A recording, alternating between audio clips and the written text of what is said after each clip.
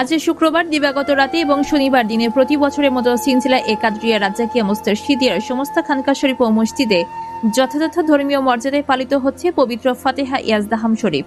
মূল অনুষ্ঠানটি হচ্ছে কলকাতার ৪ নং হাজী মোহাম্মদ মহসেন ইস্করের দরবার পাকে ও ২২ নং খানকা শরীফ লেনের মসজিদ পাকে।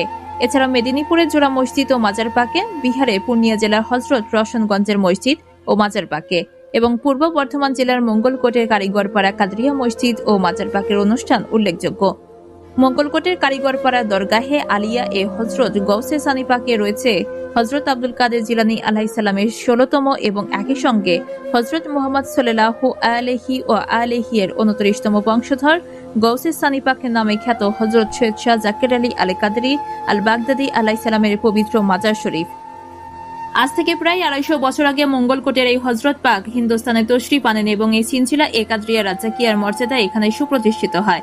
তিনি মঙ্গলকোটে খানকা শরীফ নির্মাণ করেন। তার সঙ্গে তার কনিষ্ঠ ভ্রাতা হজরত সৈয়দ শাহ রওশন আলী আল কাদরি আলাইহিস সালাম এসেছিলেন, যার মাজার শরীফও রয়েছে পূর্ণিয়া জেলার হজরত রওশনগঞ্জে।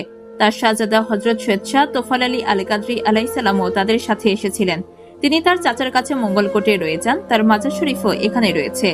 এই সমস্ত অনুষ্ঠানে সিনসিলা একাদ্রিয়া রাজ্জাকিয়া মুস্তার সিদিয়ার বর্তমান সাজ্জাচ্ছেন হুজুর পাক হজরত সৈয়দ শাহ ইয়াসুব আলী আল কাদরি আল হাসানি আল হুসাইনি আল বাগদাদির পরিচালনায় অনুষ্ঠিত হচ্ছে।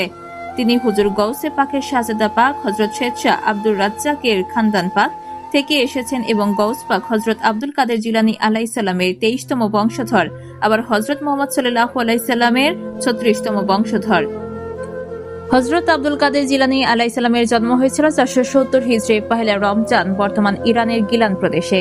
তাই তার নামের শেষে গিলানি বা জিলানি রয়েছে, কিন্তু তার সাধনস্থল ও মাজার শরীফ রয়েছে ইরাকের বাগদাদ শহরে।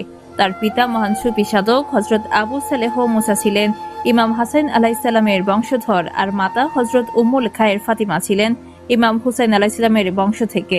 সর্বোচ্চ সুফি তরিকা কাদরিয়া তরিকার তিনি প্রতিষ্ঠাতা, যা আজ সারা বিশ্বে ছড়িয়ে রয়েছে। তার বংশধর, সেই সঙ্গে নবীর ও বংশধররা আল কাদেরি নামে এবং অনুসারীরা কাদেরি নামে পরিচিত। ৫৬১ হিজরির ১১ রবিউস্তানিতেই এই মহান সুফি সাধকের বেশালে হক হয়েছিল। বাগদাদ শরীফে তার মাজার শরীফে জিয়ারতের জন্য ভারত সহ বিশ্বের বিভিন্ন দেশ থেকে জাতি ধর্ম বর্ণ নির্বিশেষে মানুষ সারা বছরে ভিড় করেন।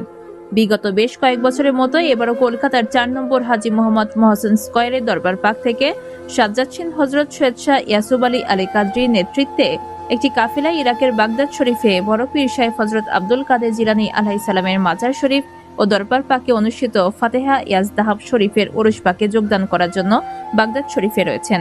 সেখানে এবছর চাঁদের হিসাবে ২রা অক্টোবর ফাতেহা ইয়াজদাহাম শরীফ অনুষ্ঠিত হচ্ছে। মঙ্গলকোটের এই অনুষ্ঠানে বাদ মাগরিব মিলাদ মাহফিল অনুষ্ঠিত হয় ও তারপর নিয়াজ পাক বিতরণ করা হয়। আশপাশের বিভিন্ন জায়গা থেকে ভক্ত ও অনুরাগীদের ভিড় দেখা যায়। আজকে পবিত্র ফাতেহা ইয়াজদাহাম হচ্ছেন, এটা হচ্ছে খাস শাহ বাগদাদ আব্দুল কাদের জিলানী আলাইহিস সালাম পাকের বাৎসরিক উরুস পাক। এমন ১১ তারিখ ওনার বেসাল শরীফ হয়েছিল। এই উপলক্ষে প্রত্যেক বছর দেশ বিদেশ গোটা বিশ্ব এই দিনটা তারা ভক্ত আর সবাই উদযাপন করে। এবং এই দিনে মাজার পাক সিন্নি দেওয়া হয়, চাদর দেওয়া হয়, ফুল পাক দেওয়া হয়। ওনার যত আলে আওলাদ পাক আছেন সব জায়গায় দিনটা বিশেষ করে ব্যবহার হয়। আজ মঙ্গলকোটের নিবাসী খানকায় কাদরিয়ার নেতৃত্বে জাকির আলী কাদরি আল হাসান হোসেন আলে আওলাদ আছেন। তার এখানেও আজ মিলাদুন শরীফ হচ্ছে, হাউসিয়া মিলাদ, এমন ওয়াজ নসিহত হচ্ছে, এমন মাজার পাকে ফুল ও চাদর করছে। এই পবিত্র বংশধর হচ্ছেন শাহ বাগদাদ আব্দুল কাদের জিলানী আলাইহিস সালাম পূর্বপুরুষ ছিলেন রাসূল খুদা সাল্লাল্লাহু আলাইহি ওয়াসাল্লাম আলে আওলাদ মওলা আলী আসসালাম এবং হাসান হুসাইনের বংশধর। ইনারা বড় ইমাম পাকের বংশধর ওনার আব্বাজান, আর ছোট ইমাম পাকের বংশধর হচ্ছে ওনার আম্মাজান।